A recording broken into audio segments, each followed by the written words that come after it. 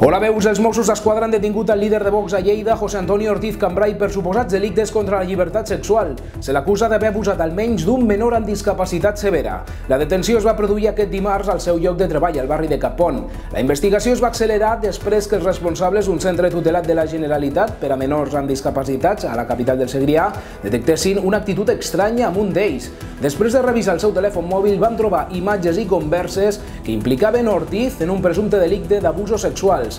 Els primers indicis apunten a que el líder de Vox a Lleida pagava al menor quantitats al voltant dels 5 euros per practicar sexe oral. Els Mossos sospiten que com a mínim pot haver-hi 4 víctimes més, tots nois. Els agents també investiguen la relació d'Ortiz amb els menors i de quina manera podia accedir a ells.